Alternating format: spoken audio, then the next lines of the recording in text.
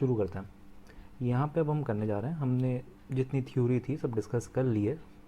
और क्या था, मतलब शुरू हमने ऐसे किया था कि इस चैप्टर में थ्योरी नहीं है, बट जितने भी रिलेटेड थ्योरीज थी जिनका ये एप्लीकेशन बेस्ड पार्ट है, उन सब थ्योरीज को हमने रिवाइज कर लिया। दो नए कंसेप्ट को जो इंट्रोड्यूस किया, एक फिजिकल एंटिटी और फिजिकल क्वांटिटी वाला, और एक प्रोपोर्शनलिटी कांस्टेंट वाला और कंपाउंड प्रोपोर्शनलिटी। ये तीन चीज़ें हम कह सकते हैं कि हमने नई सीखी इस दौरान। बाकी हमने रिवाइज किया, रेशियो क्या होता है, इक्विवेलेंट रेशियो क्या होता है, रेशियोज कब इक्वल होते हैं, और फिजिकल क्वांटिटी क्या होती है, फिजिकल एंटिटी के काउंट्स क्या होते हैं। वेरिएबल हमने नहीं डिस्कस किया एग्जैक्टली इतना कि ये क्वांटिटीज़ जो हम जो भी बोल रहे हैं, ये फिजिकल क्वांटिटी हो, ये वेरी कर रही हो, या कोई फिजिकल एंटिटी का काउंट वेरी कर रहा है। जैसे पेन है, पेन्स की संख्या आप कितनी खरीद रहे हैं, नहीं खरीद रहे, वो वेरी कर रही है। या कोई कुछ और कोई चीज़ हो, जैसे कोई यूनिट है, जैसे आपने कोई मतलब डिस्टेंस कवर किया, या कोई टाइम, एक टाइम पीरियड कुछ बीता, कुछ कम हुआ, कुछ ज़्यादा हुआ, जो भी ऐसे फिजिकल एंटिटीज़ जिनके काउंट्स वेरी कर रहे हैं और फिजिकल क्वांटिटीज़ जिनका मैग्नीट्यूड वेरी कर रहा है, इन सबको वेरिएबल्स कहते हैं। तो हम लोग इसमें डिस्कस कर रहे हैं कि वेरिएबल्स जो है कैसे जो है एक दूसरे पे, ऐसे ऐसे सिचुएशंस हमको देखने मिलते हैं जहाँ पे वेरिएबल्स जो एक दूसरे पे रिलेटेड होते हैं। तो वो क्या मैथमेटिकल रिलेशनशिप है, वो हमने देखा प्रोपोर्शनलिटी में। और प्रोपोर्शनलिटी में देखते हुए डायरेक्ट देखा इन्वर्स प्रोपोर्शनलिटी देखी, कंपाउंड प्रोपोर्शनलिटी देखी, जहाँ पे दो से ज़्यादा वेरिएबल्स जो एक दूसरे पे रिलेटेड है। ये सब करते कराते जो है प्रोपोर्शनलिटी कांस्टेंट देखा, जिसके बारे में अधिकतर बार चर्चा नहीं होती है, और उससे समझा कि उससे भी इन सवालों को हल किया जा सकता है।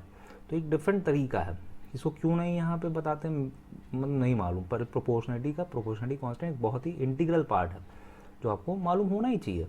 सिंपल सी बात है, ठीक है। ये सब करते हुए हमने चैप्टर कंप्लीट कर लिया ऑलमोस्ट। अब हम कुछ जो इसके एग्जांपल्स हैं उनको वर्कआउट करेंगे, उनको देखेंगे क्या है उसमें, और वो इन एग्जांपल्स के माध्यम से जो हमने अभी तक थ्योरी देखी है वो कैसे जो है इलस्ट्रेट कर रहे हैं ये अपने अपने अलग अलग एग्जांपल्स के माध्यम से। ठीक है, ये शुरू करते हैं। तो ये जो है शुरू किया गया था मंसूर भाई नहीं, चचा। तो मंसूर चचा की जो है फैक्ट्री थी, और उसकी जो है बात की गई थी। तो आपके मंसूर चचा हैं, उनकी फैक्ट्री है, और वो फैक्ट्री में क्या बनाते हैं, क्या उनका प्रोडक्शन क्या करते हैं, वो काम, वो धोतीज एंड साड़ीज़ बनाते हैं। ठीक है, तो उनकी फैक्ट्री, आपके चाचा हैं मंसूर चाचा, उनकी फैक्ट्री में जो अलग अलग सिनेरियोज आते हैं उनसे आप कैसे डील करेंगे, वो उनको कैसे करेंगे, ये सवाल है यहाँ पे। और इन सवालों के माध्यम से ये तीन क्वांटिटीज़ हैं, इनके बीच में क्या रिलेशनशिप है, मतलब नंबर ऑफ मशीन्स हैं, और जो प्रोडक्शन है, और जो टाइम है, time taken to produce all this with the help of this machines, ये टाइम है, ये तीनों क्वांटिटीज़ किस प्रकार से प्रोपोर्शनलिटी रिलेशनशिप में, मतलब क्या इनके बीच में प्रोपोर्शनलिटी रिलेशनशिप है, इसको हम इन तीन एग्जांपल्स जो इसमें एग्जांपल्स दिए हुए उनके मदद से समझेंगे। तो पहला एग्जांपल जो ये डिस्कस करते हैं, हमने पिछले चैप्टर में देखा था, तीन क्वांटिटीज़ हैं यहाँ पे, लूम्स हैं मंसूर चाचा की, कुछ डेज वो चलती हैं, कुछ पर्टिकुलर क्वांटिटी ऑफ प्रोडक्ट्स बनाती हैं, तो कुछ पर्टिकुलर प्रोडक्शन। ठीक है, पहला एग्जांपल आप अपने पन्ने पलट के देखिएगा, आपको याद होगा, उसमें बताया गया था कि 15 लूम्स जब चल रही हो, जब 3 लूम्स ख़राब थी पिछले हफ्ते, तो 7 दिन में 165 जो है प्रोडक्शन था। 15 लूम्स जो है 7 दिन में 165 का प्रोडक्शन करी थी। इस हफ्ते जब 18 लूम कर रही है, जब टोटल कैपेसिटी पे काम चल रहा है यहाँ पे, तो इन 7 दिनों में क्या प्रोडक्शन होगा, टोटल प्रोडक्शन क्या होगा, ये निकाला हमने। ठीक है, तो इसमें सीधी सी बात क्या है, कांस्टेंट क्या है, ये कांस्टेंट है।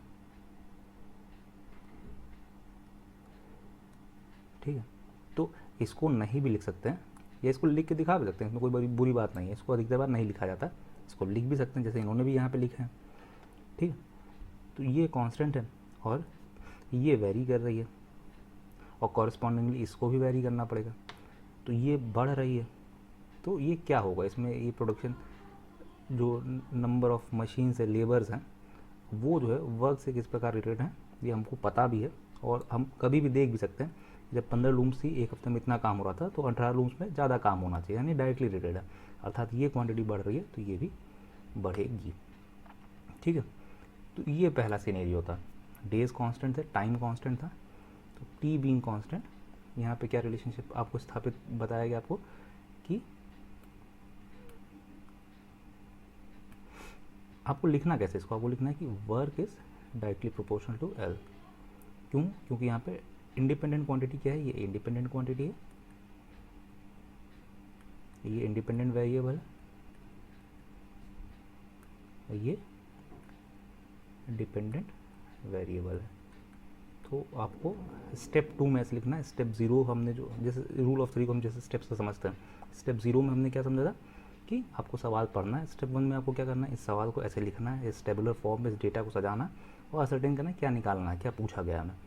स्टेप 2 में हम जो है रिलेशनशिप जो है, जो दो वेरिएबल्स हैं उनके बीच में क्या स्थापित हो रही है वो समझना है। स्टेप 3 में हमने इक्वेशन बनाना है, स्टेप 4 में हमें सॉल्व कर लेना उस इक्वेशन को जो हमने बनाया है। अब जब इसका स्टेप 3 देखेंगे आप तो आपको समझ में आएगा कि इसको 3 तरीके से हम यहाँ पे कर सकते हैं। पहला क्या है, हमारा रिलेशनशिप हमारे पास सामने साफ साफ है कि work done is directly proportional to number of labourers employed. तो इससे हमें क्या समझ में, क्योंकि जब ये डायरेक्टली प्रोपोर्शनल है तो हमें एक बात जो मालूम है वो ये है कि इनका चेंज रेशियो सेम होगा। तो एक तो आप इस प्रकार से इक्वेशन बना सकते हैं स्टेप 2 में। स्टेप 3 में दूसरा क्या तरीका कर सकते हैं जो आपको पहले बताया गया कि आपने करना क्या है, एक्स लिखना है यहाँ पे, 165 को उतारना, मल्टीप्लाई करना और एक ब्रैकेट में एक फ्रैक्शन ना वो पुट इन करना। फ्रैक्शन आपको इम्प्रॉपर करना है कि प्रॉपर करना है, अर्थात फ्रैक्शन की वैल्यू 1 से ज़्यादा रखनी है कि 1 से कम रखनी है, ये डिपेंड करेगा कि x जो है 165 से ज़्यादा होना चाहिए कम होना चाहिए। तो since x has to be greater than 165, why? Because this is directly proportional and number of looms is increasing, so the corresponding production should also increase. So since x has to be greater than 165, ये आप लिख भी सकते हैं, नहीं भी लिख सकते, आपको यहाँ पे ये फ्रैक्शन बैठाना है जो कि ग्रेटर देन 1 हो। तीसरा तरीका क्या है, तो एक तरीका ये है, दूसरा तरीका ये है, तीसरा तरीका क्या है, हमें पता है work is directly proportional to number of labourers, number of looms employed, which implies work done equals to k proportionality constant into number of looms employed, which implies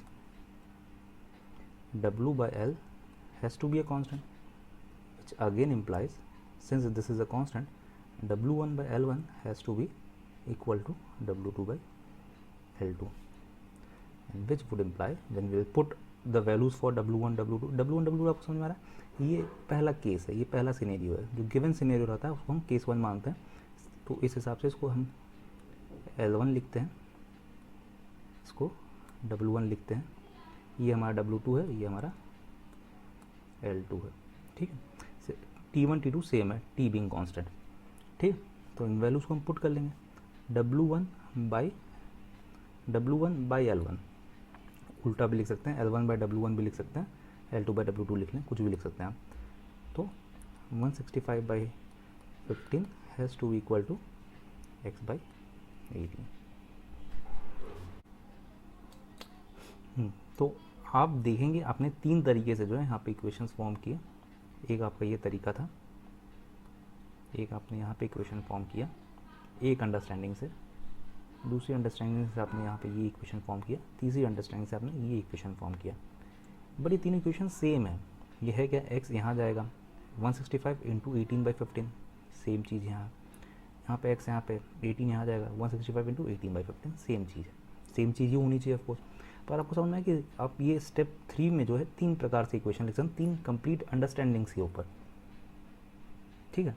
3 understandings के ऊपर आप 3 प्रकार से इस इक्वेशन को लिख सकते हैं। आपको जो बेहतर लगे आप उसमें अपनी महारत हासिल करें, पर तीनों को रिलेटेड सेम चीज़ है।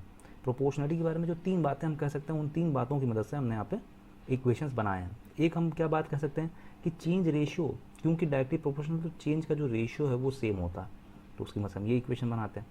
दूसरा ये क्या है, हमने कैसे बनाया, क्योंकि डायरेक्टली प्रोपोर्शनल है तो ये क्वांटिटी इससे बढ़नी चाहिए, तो ये ट्रिक है, ये कोई बहुत वैसा कंसेप्चुअल हमने नहीं बनाया यहाँ पे, तो एक ट्रिक बनाई हमने यहाँ पे। तीसरी चीज़ क्या है कि क्योंकि डायरेक्टली प्रोपोर्शनल है तो ये रेशियो हमेशा सेम होंगे, ये 15:165 तो 18 जो है वो दोनों सेम होने चाहिए। ये रेशियोज जो हैं W1 by L1 W2 by L2 के बराबर होने चाहिए, यहाँ प्रोपोर्शनलिटी कांस्टेंट की मदद ली हमने समझने के लिए। ये बात समझ में आया? तो पहला केस आपको समझ में आया कि टाइम बीइंग कांस्टेंट, एल और डब्ल्यू के बीच में क्या रिलेशनशिप है। हमने इसको L is proportional to W ना लिखे W is proportional to L लिखा। ये क्यों लिखा? कंटेक्स्ट क्या है यहाँ पे, उस कंटेक्स्ट को समझते हुए हमने यहाँ पे लिखा। इंडिपेंडेंट वेरिएबल, डिपेंडेंट वेरिएबल की बात की, और उसके बाद यहाँ पे 3 प्रकार से जो है हमने एक स्टेप 3 में इक्वेशन को फॉर्म किया। स्टेप 4 में आपको केवल मतलब प्रॉब्लम को बस मैनिपुलेट करना, अपना आंसर निकालना है, एक्स की वैल्यू निकालनी है। ठीक है, नॉट अ बिग डील। अब इसी पेज में अगर हम समझना चाहें तो थोड़ा सा ये थोड़ा मिनिएचर फॉर्म हो गया, पर मेरे ख्याल से आपको दिख रहा होगा। ये इसको थोड़ा बड़ा भी कर सकते हैं।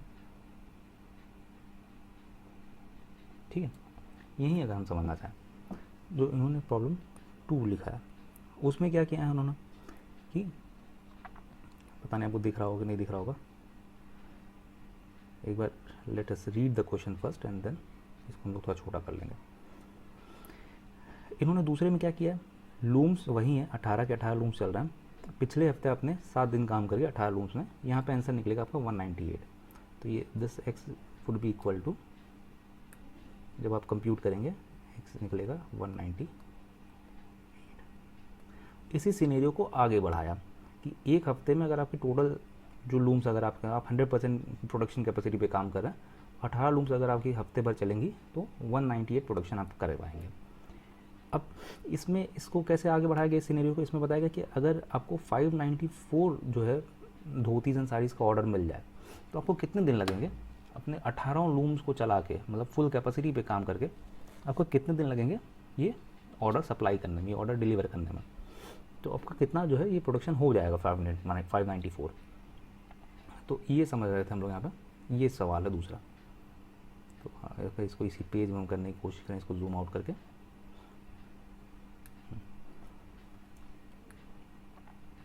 ठीक है, इसको थोड़ा सा पेन साइज को भी। दूसरा सवाल, अब यहाँ पे भी क्या है, लूम्स हम यहीं लिखेंगे जैसे हमने लिखा हुआ था, डेज है यहाँ पे और यहाँ पे प्रोडक्शन।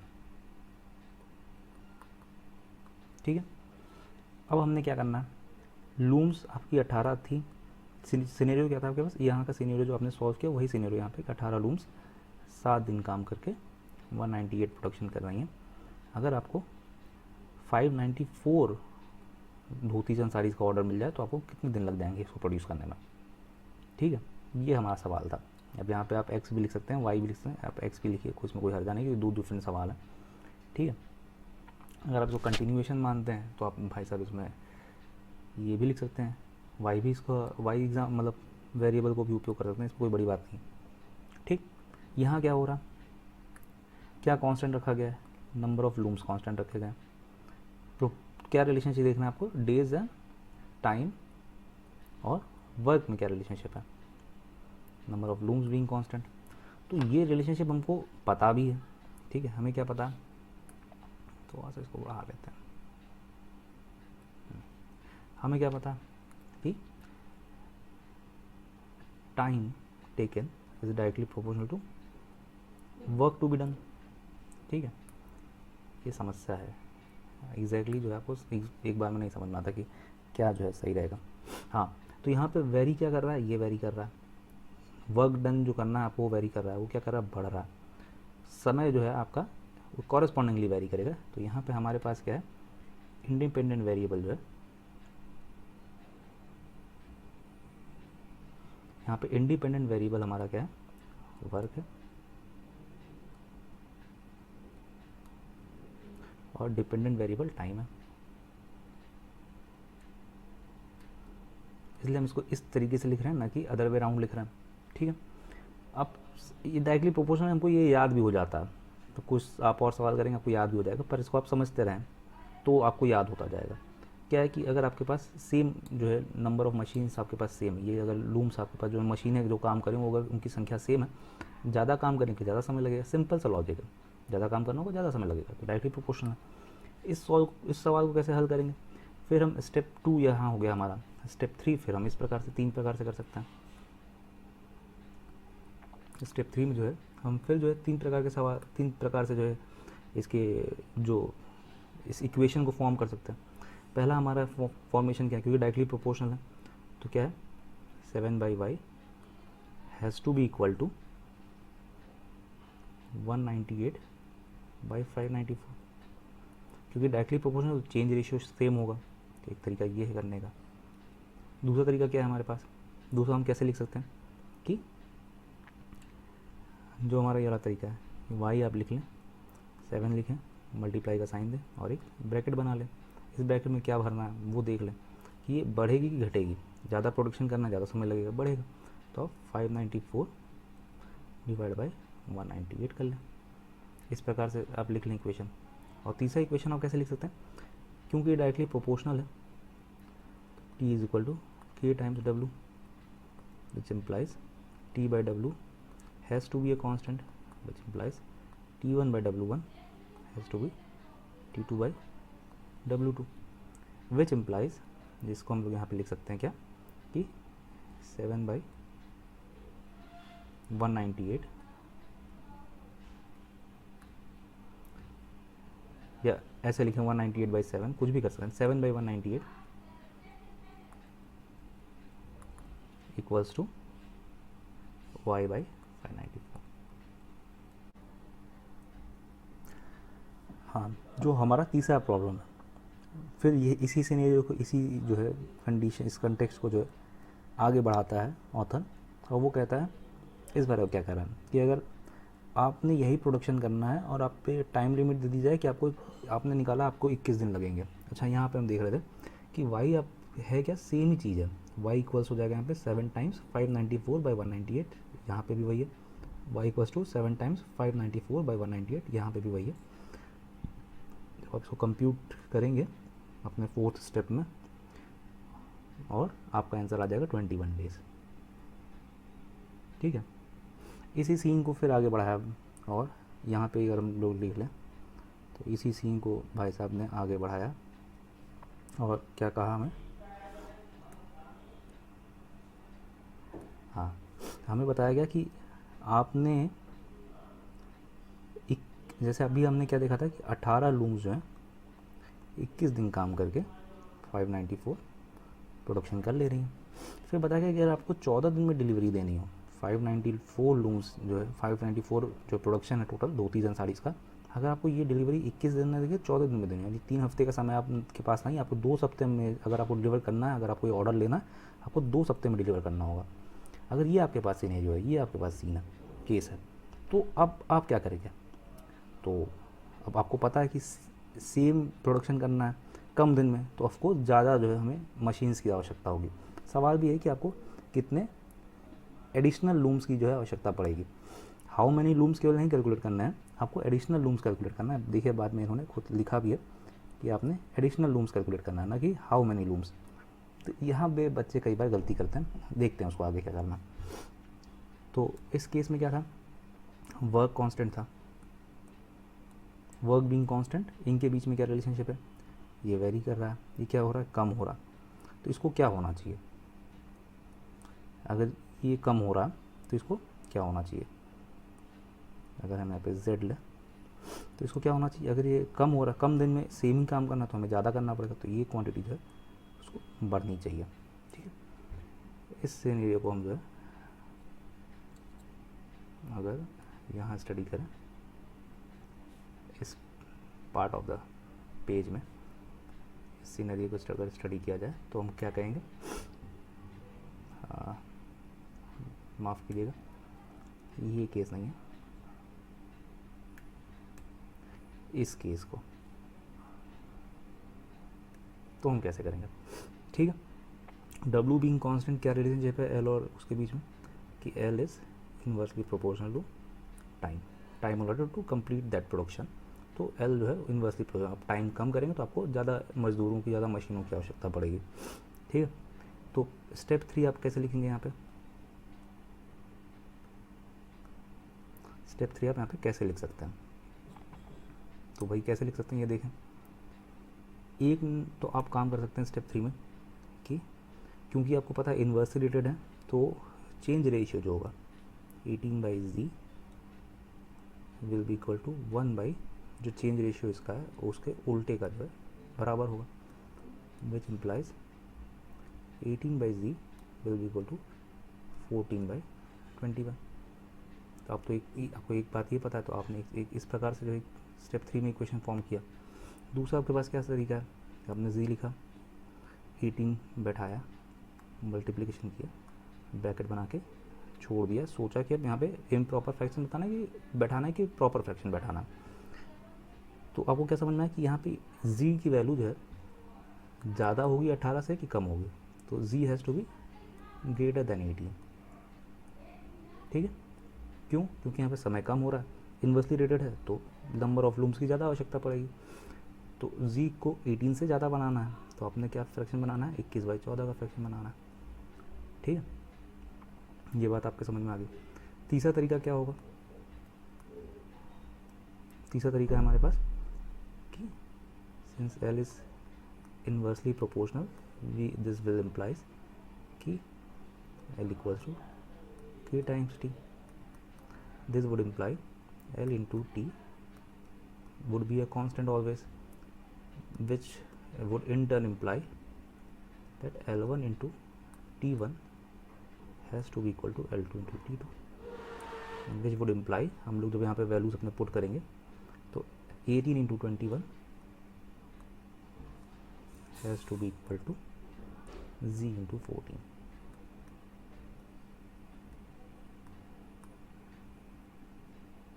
ठीक है, तो ये आपके 3 इक्वेशन यहाँ पे बन जाएंगे। Hope you have got this, यहाँ तक आपको बातें समझ में आ गई। क्या कर रहे हैं हम लोग, 3 जो अंडरस्टैंडिंग है प्रोपोर्शनलिटी की, उन तीनों को उपयोग कर रहे हैं 3 अलग प्रकार से जो इक्वेशन बनाने में। ठीक है, जब यहाँ पे आप यहाँ पे भी देखेंगे z सेम ही चीज़ दे रहा है, z equals to 18 into 21/14 same चीज़ है, z equals to 18 into 21/14 same चीज़ है। z का वैल्यू आपका आ जाएगा, z का वैल्यू आ जाएगा आपका 27, एडिशनल लूम्स आप निकालेंगे 27 माइनस 18। ऐसा नहीं कि 27 लूम्स आपको चाहिए तो अपने 18 जो आपके पास लूम्स उसको फेंक दिए और नए 27 लूम्स आप लेके आ गए। जो 18 आपके पास थे, आपको 9 अतिरिक्त जो है, 9 अधिक जो है आपको लूम्स की आवश्यकता है इस प्रोडक्शन, इस सप्लाई को देने में।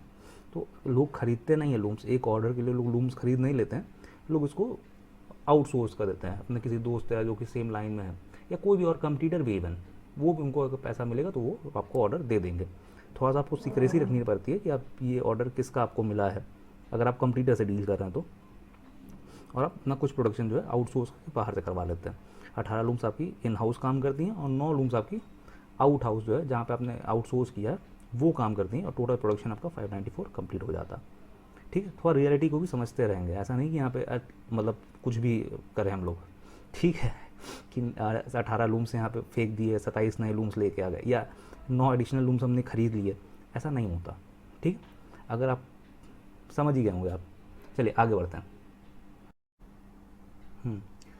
तो हमने पहले 3 सवाल में देखा, मंसूर चाचा की फैक्ट्री के कंटेक्स्ट में समझाया गया कि ये 3 क्वांटिटीज़ जो हैं हमारी, वर्क, रिक्वायर्ड टाइम और number of workers, labourers employed to do that particular amount of work, ये तीनों चीज़ें जो हैं किस प्रकार से आपस में संबंधित हैं, किस प्रकार के इनके जो है रिलेशनशिप्स हैं, कैसे जो है ये वेरी करती हैं एक दूसरे के कनेक्शन में।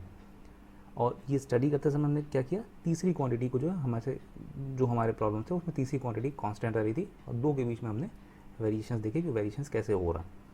ठीक है, यहाँ जो है हमने देखा था कि जब आपका टी कांस्टेंट है तो एल और डब्ल्यू कैसे वेरी कर रहे हैं। अच्छा, डिपेंडेंट और इंडिपेंडेंट वेरिएबल का ख्याल रखा हमने, जब भी हमने स्टेप 2 में ये इक्वेशन लिखा, ये प्रोपोर्शनलिटी स्थापित की, जब भी हमने डिटरमाइन किया क्या रिलेशनशिप है इनके बीच में, जब हम इसको लिख रहे हैं तो हमने इंडिपेंडेंट डिपेंडेंट वेरिएबल का ध्यान रखा है। ठीक है, और इस प्रकार से जो दूसरा एग्जांपल था उसमें नंबर ऑफ लूम्स कांस्टेंट रखे और डे ऑफ प्रोडक्शन को वेरी किया गया, आपस में क्या रिलेशनशिप उसमें देखने के लिए। और तीसरे एग्जांपल में क्या किया गया कि प्रोडक्शन को कांस्टेंट रखा गया और इन दोनों को नंबर ऑफ लेबरर्स या लूम्स जो भी एम्प्लॉयड हो रही हैं और time in hand to produce this production, ये कैसे वेरी कर रहे हैं ये देखा हमने। ठीक है,